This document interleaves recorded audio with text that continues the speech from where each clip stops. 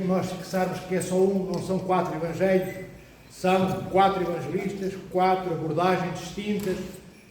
As 3 primeiras similares, a de São João Teó completamente distinta, diferenciada das demais, e neste Evangelho único de Nosso Senhor Jesus Cristo, em cada uma de todas aquelas 4 vertentes que eu acabei de referir, é a primeira vez que Cristo Nosso Senhor faz depender a cura daqueles que Ele tenciona curar, daquele que precisa da cura da sua enfermidade. É a primeira vez que Cristo faz depender daquele que é doente, ficar curado ou não ficar curado. Normalmente o Senhor decide, acabou e curou. Aqui não. O Senhor torna a cura dependente da decisão daquele que está doente. Bem, resumindo o Santo Evangelho que já ouvistes, o Senhor faz o quê? O Senhor passa, o Senhor vê, e vê aquele cego. E aquele cego era cego desde o dia em que havia nascido. E aquele cego há muitos anos que ali estava. E certamente que na maioria dos casos, sendo cego, certamente que teria grande dificuldade em locomover-se fora para onde fosse, e certamente que, não sendo útil à sociedade, nós sabemos como é que os cidadãos e as cidadãs, como é que a sociedade reage. Certamente, quero dizer, não haveria de ter sido muito bem tratado a maioria da vida. Durante a maioria da sua vida, é isso, não? Quando aquele cego que nada vê, com os seus olhos físicos, ele, apesar de tudo, tem olfato, ele tem ouvidos, e ele ouve, e ele cheira alguém que se aproxima, e há um homem que se aproxima que cospe no chão. E esse homem que cospe no chão é Nosso Senhor Jesus Cristo. Agora imagina, aquele cego que nunca viu rosto algum, só ouve sons e cheira os odores, as fragrâncias que vêm pelos ares. Então ele tem estes dois sentidos, o olfato e a audição, muito apurados. E o que é que ele terá pensado quando ouve alguém cuspir no chão? Pensemos nós, fôssemos nós cegos, no sítio em que estava aquele cego, o que é que nós pensaríamos? Bem, se calhar pensávamos o que toda a gente pensa, lá vem mais alguém que até cospe no chão, vem zombar de mim. Certamente, porque não vai de nada, certamente porque mereço estar assim. Pensaria, talvez algum de nós. Mas mesmo assim, alguns de nós diriam: Senhor, por favor, deixa-me em paz. Bem, e o cego, provavelmente, terá pensado nisto, mas se pensou, guardou-o só para ele.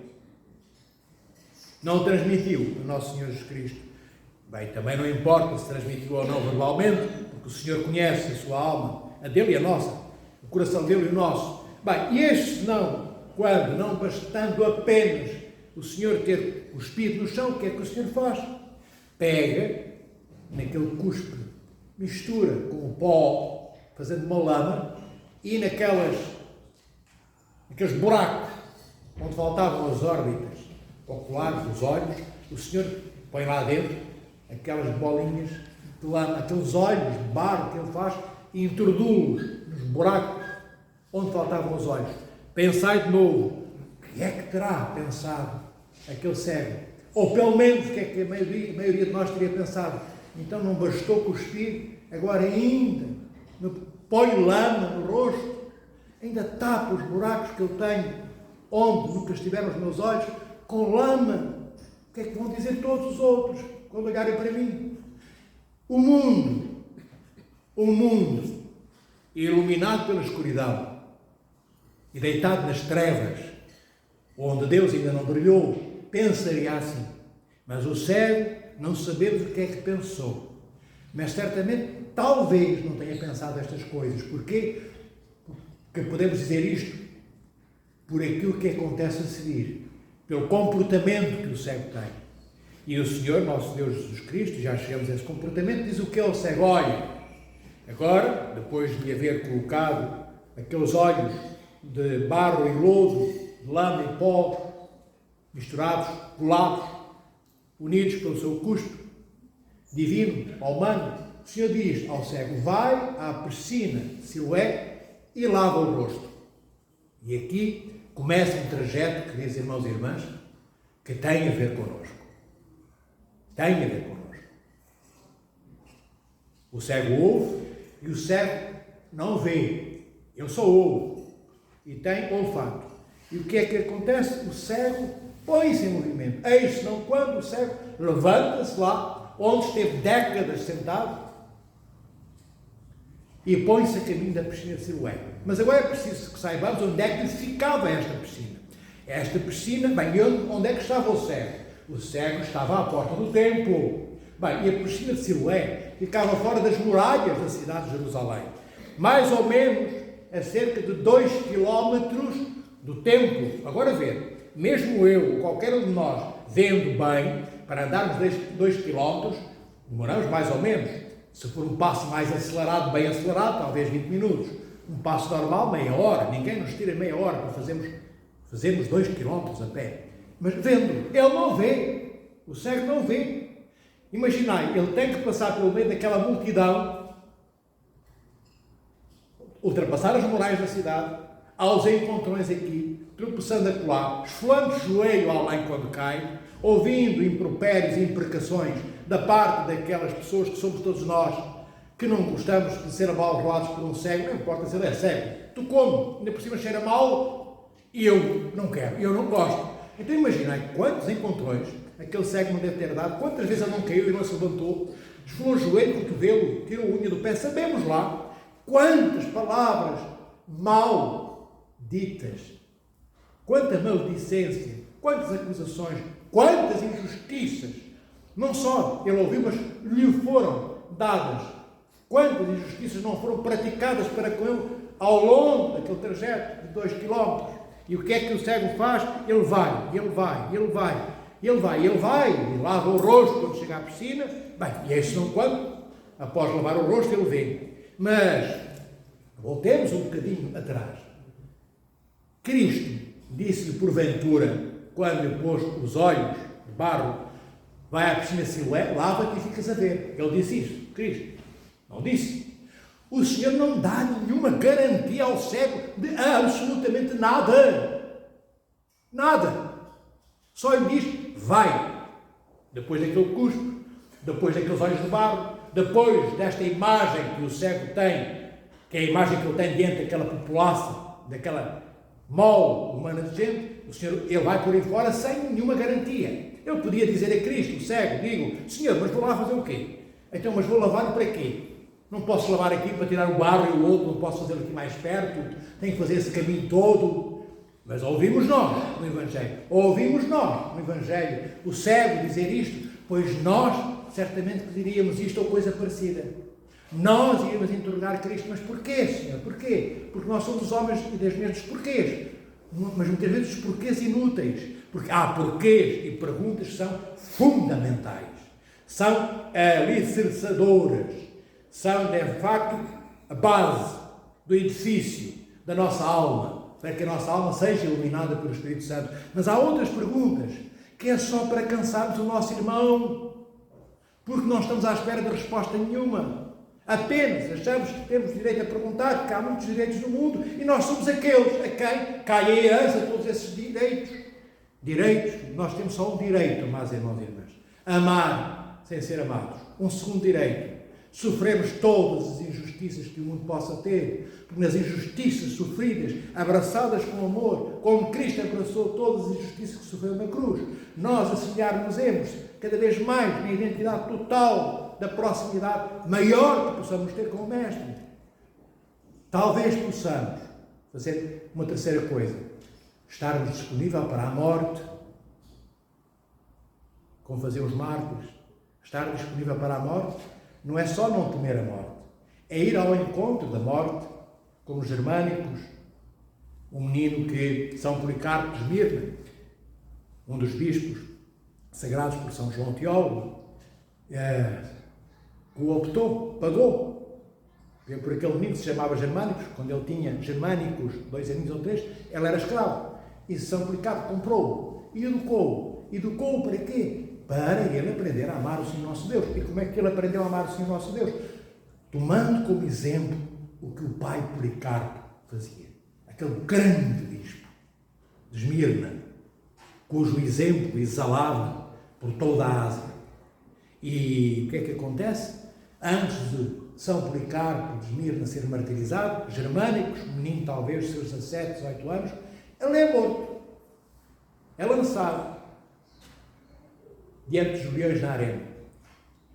Quando, meio ano antes, um ano antes talvez, ele começa a ver essa possibilidade de os Germânicos, este pequenino, esta criança que São Policarpo criou, entre muitas outras que ele alforriou da escravidão. São Policarpo fez isso a centenas de escravos que deixaram de o ser. Ele comprou a liberdade com dinheiro fruto do seu trabalho. Bem, e a certa altura ele foge, este pequenino. Mas quando foge, fala com São Policarpo, São Policarpo não trata mal, que era natural ele ter medo da morte. Viria o dia em que ele correria para a morte, em que ele não teria mais medo da morte. E ele, Germânicos, duvidava, tinha receio que isso nunca acontecesse na vida dele. Bem, e o que acontece é que depois ele é preso, passados uns meses, é julgado na arena e fica desmaiado. E eis não quando começa a tomar consciência do lugar onde estava, houve uns rugidos, claro, ele estava dentro da arena, estavam leões soltos. E quando ele vê os leões, isto é testemunhado por milhares daqueles que estavam ali para aplaudir as dentadas do leão comendo a carne dos cristãos. Os testemunhos são milhares e de todos aqueles que depois escreviam o testemunho. E é-nos dito que Germânicos corre, sorrindo, de braços abertos, atirando-se para dentro da boca do leão. Claro, não foi inteiro, mas atirou-se para cima do leão, com um sorriso. Ora, vede que coragem é necessária.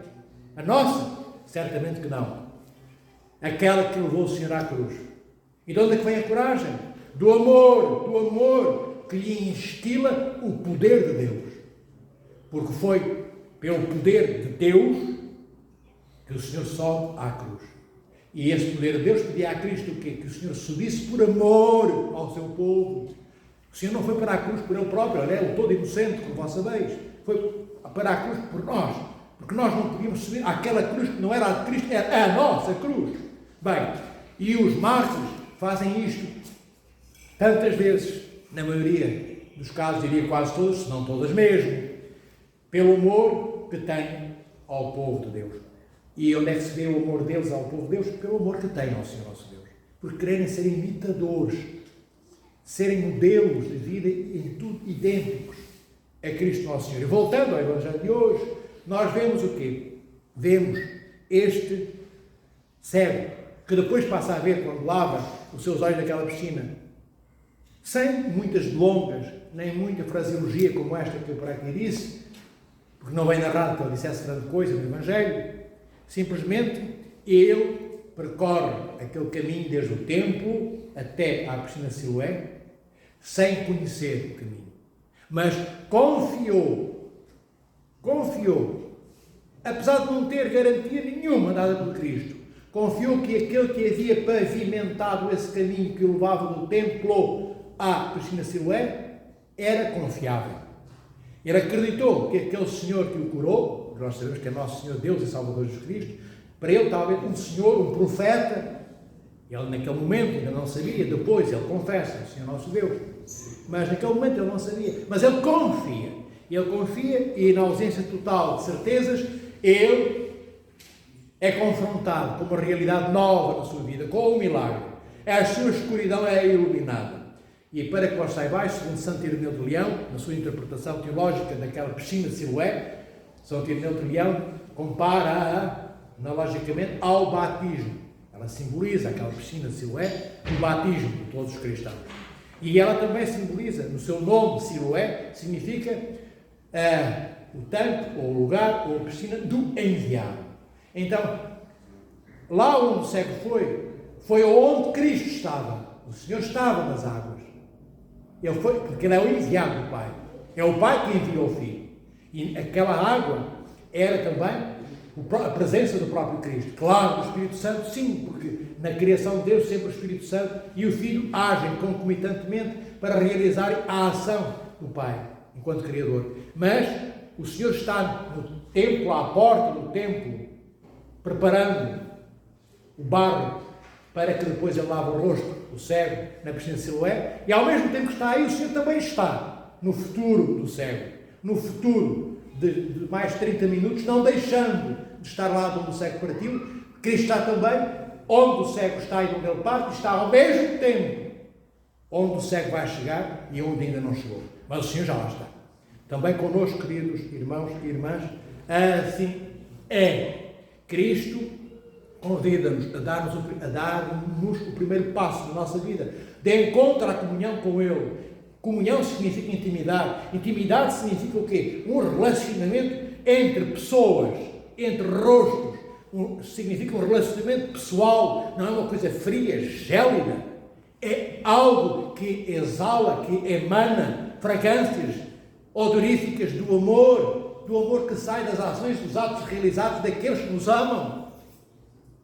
Vede o túmulo dos santos, que há muitos de vós nunca estiveste junto do túmulo de algum santo, mas um dia estareis certamente, e daquele túmulo onde nós vemos a morte ter-se abatido naquele corpo que jaz adormecido à espera da ressurreição do nosso Senhor Jesus Cristo, tudo está parado? Não está.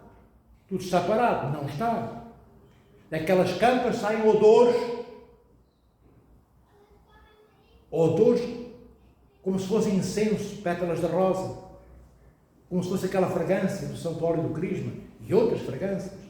Às vezes vemos escorrer daqueles túmulos líquido, que é óleo santo, que cura aqueles que são tocados. Quando o Senhor entende, não é só de chegar ali e tocar e já está curado. É quando o Senhor entende. Então, nos túmulos já há uma amostragem daquilo em que nós não queremos, mas que é real, que é a vida que Deus dará àqueles que estão a dormir. E a Deus já põe naquele movimento do óleo que se mexe, do óleo que sai, do mau cheiro que não está lá, do bom cheiro que não deveria sair, da carne que entra em putrefação e em corrupção, não deveria sair fragrância boa. E nem sequer todos os perfumes, se calhar, da Nina Ricci, da Karl Lagerfeld, da Christian Dior, da Dolce & Gabbana, da Miu Miu e de todas as outras casas de alta costura e de perfumes, todas juntas, não dariam uma fragrância com a beleza odorífica de 0,5% do que sai.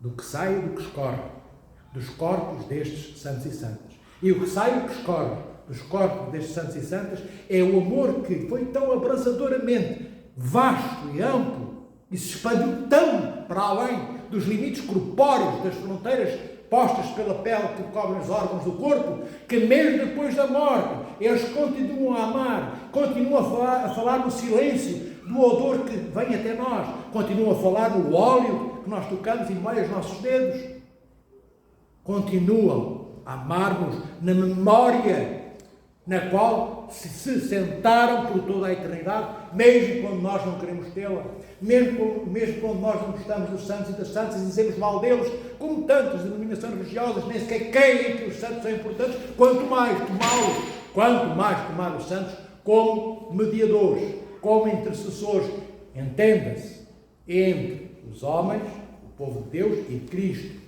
não entre o povo de Deus e Deus, porque entre a criação de Deus, entre o povo de Deus e Deus, Pai, só Cristo é o mediador. Mas depois, entre nós todos e todas, de todas as eras, tempos e séculos, e Cristo, nosso Senhor, nós temos Maria, Mãe de Deus, Maria, a Virgem Santa Maria. Ela é aquela, a maior, a mais poderosa intercessora por todos nós, para que possamos ver como o cego de hoje, aquele que levou os olhos de barro e de lodo, para que possamos ver como ele viu quando se lavou no tanque de Siloé. Maria é aquela que nos leva diante de Cristo.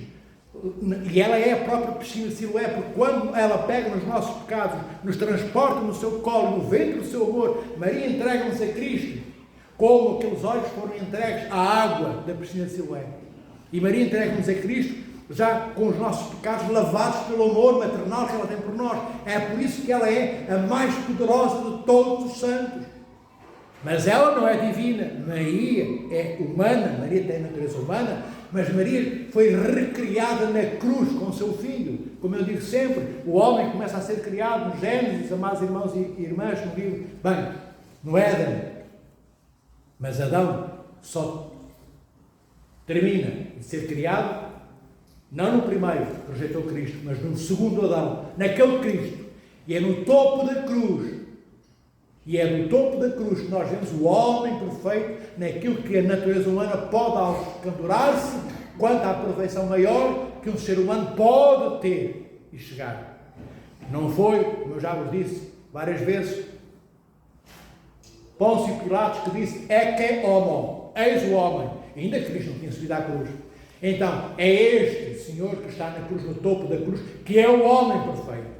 Não esqueçais, a criação do homem começa no Gênesis, vai andando, até ser culminada na cruz. Se não tiver paz, por favor, com licença. Peço-vos perdão, é o calor do calimáfio. Faz-me favor, um bocadinho.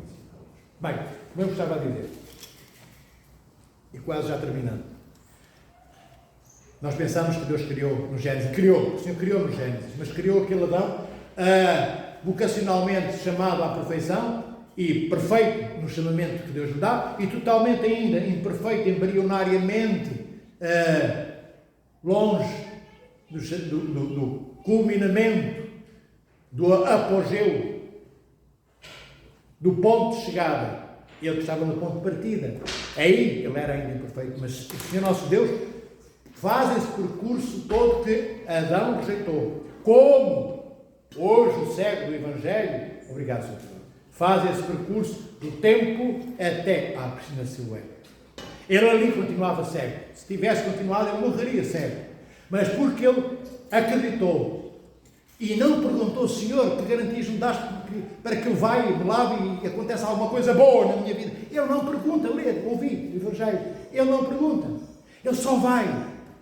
Será que nós não deveríamos tomar este modelo de disponibilidade do cego para nós também irmos só porque o irmão pede, sem perguntar, mas é longe, e demora muito tempo, e o caminho é terra batida, cuidado, eu estou de fato vestido, e não querem porcalhar-me, sem perguntarmos nada, só ir porque alguém pede. É que ele foi porque o Senhor lhe disse: vai, mas ele sabia lá, se ia ficar a ver, não sabia, queridos irmãos e irmãs, mas foi porque ele confiou, e foi disponível, ele levou a sério a palavra de um desconhecido. O máximo que ele sabia de Cristo provavelmente é que alguns diziam que seria um profeta. Estava muito longe de pensar ou supor sequer que aquele Cristo que cospe no chão, que depois mistura aquele cuspo com todo aquele lodo e aquele pó e faz uma lama, seria o Filho de Deus. Longe. E ele vai. Então, amados irmãos e irmãs, este penso pode ser um bocadinho para nós um modelo que se pode um bocadinho tornar-se depois grande, agigantar-se na generosidade que nós incutirmos à perna que ande. As pernas do cego andaram. A única coisa que não se mexia eram os olhos. Mas as pernas andavam e ele foi, mesmo cego. Em busca de quê? De luz, sem garantias. O cego não tinha garantias, é ele que Cristo não deu. E olhem as garantias que a Igreja nos dá. Nós sabemos o que é que nos espera. Se formos daqueles que levam Cristo em consideração, que o tomam como modelo para as suas vidas, nós sabemos, aqui há garantias, a certeza dá garantias, a Igreja dá garantias. Nós sabemos que há um reino dos céus, como sabemos que há os infernos, mas nós sabemos que é possível irmos para o reino dos céus. Sabemos exatamente qual é o caminho, qual é esse caminho pavimentado que Cristo pavimentou para nós, como pavimentou para o cego, para o levado do templo à piscina de Siloé. Nós também sabemos que da porta do templo do mundo, onde idolatramos os interesses e os ídolos mundanos, nós sabemos que daí para o horizonte, para onde Cristo nos convida, que possamos ir e caminhar, sabemos que há um caminho preparado para nós, sabemos qual é esse caminho. Esse caminho é nos dado pela sua Santa Igreja, pela revelação de Cristo que foi posta no coração, na alma e nos ouvidos e nas ações dos apóstolos. Nós sabemos, pela santa tradição da Igreja, o que é que cada um de nós chamado a saber. Nós sabemos até que só há uma única Igreja de Nosso Senhor Jesus Cristo, entre as 40.000 que teimamos em afirmar que existem. Será que não somos nós responsáveis? Vamos nós dizer agora que não, isso é um problema idiosincrático, isso tem a ver com o sítio onde eu nasci, com as minhas influências do mundo, com as novas tecnologias, com os acidentes positivos ou negativos científicos, tem a ver com a matéria negra, com a energia negra do espaço. Não. Será que podemos, amados irmãos e irmãs? Será que nós não somos, uma vez na vida, responsáveis pelos nossos atos? Será que enjeitaremos o livre-arbítrio, que negaremos, que lançaremos fora da nossa vida a liberdade, que é isso que significa livre-arbítrio, que Deus nos deu para não agirmos de acordo com o princípio do amor norteador que Cristo nos dá na cruz, mas vamos pegar só depois no livre-arbítrio que recebemos para dizer: eu posso não querer estar contigo? Será que é justo, amados irmãos e irmãs, usarmos o maior dom que Deus nos deu, que é a nossa liberdade, para dizermos: eu nego-te, eu não te quero na minha vida, eu quero tudo e todas as coisas, mas a ti, Cristo, ao Senhor, não, nem te conheço. E isto fazem os pagãos. Mas hoje, queridos irmãos e irmãs, estamos numa era mais grave e pior do que o próprio paganismo de antanho, antigo, de há 2, 3 mil anos atrás. Vede a quantidade de fações que existe no mundo, que se chamam de cristológicas. Vejam os lugares, tantos oásis, são tantos oásis, que se o deserto do Sahara tivesse tantos oásis como oásis há neste mundo, dizendo que Cristo está ali, lá e além, bem, o deserto do Sahara não tinha areia, eram só palmeiras e água fresca, correndo naquele deserto. Bem, amados irmãos e irmãs, será que o mundo está cheio de tantos oásis? E que em todos esses supostos oásis Cristo está? Será que o mundo está cheio de piscinas de Siloé? Por esse mundo afora. No Evangelho de hoje só se fala de uma. Será que o mundo tem milhares ou tem milhões? Será que nós podemos ser curados lá onde toda a gente diz que o Espírito Santo está? Será que está mesmo? Será que não é Lúcifer? Porque se não retirou o poder aos anjos que se transformaram em demónios, o Senhor não criou os demónios, criou anjos de luz. Mas conheceis a história. Se não conheceres, eu digo, para querer convosco o conhecimento da igreja. Bem, será que Cristo está em todos esses sítios? Quando no Evangelho ele próprio adverte: tende cuidado quando vos disserem que estou aqui, acolá e além. Então, queridos irmãos e irmãs, nós somos responsáveis, para terminar, por pôr-nos pé ante pé, sairmos da porta do templo das idolatrias deste mundo, sairmos de perto da porta dos deuses deste mundo, que são os nossos interesses e as nossas paixões, e pormos o primeiro pé no primeiro passo dado, esse mesmo pé em cima da primeira laje, das muitas lajes que serviram como pavimento, com o qual o Senhor pavimentou o caminho da terra para os céus, que é o que significa sair do templo para a piscina de Siloé. É sairmos da terra rumo aos céus, amados irmãos e irmãs.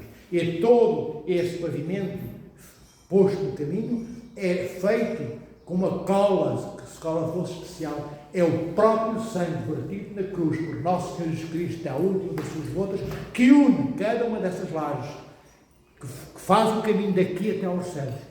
Nós não vemos, porque os nossos olhos são olhos de homens e mulheres pecadoras, mas se víssemos, veríamos o sangue de Cristo, em cima do qual nós pomos os nossos pés, a nossa alma e o nosso coração. Nós andamos e vivemos em cima do sangue derramado por Cristo nosso Senhor na cruz.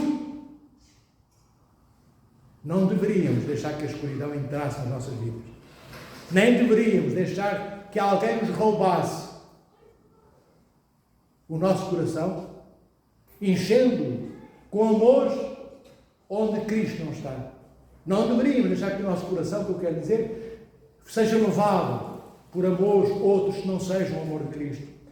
O nosso coração deveria ser entregue àquele que deu tudo, que Ele é o sangue inteiro e a vida toda, preto eternamente imolado diante do Pai. Não foi só naquela cruz visível dentro do corpo. Antes da fundação do mundo já o Verbo se entrega ao Pai por nós.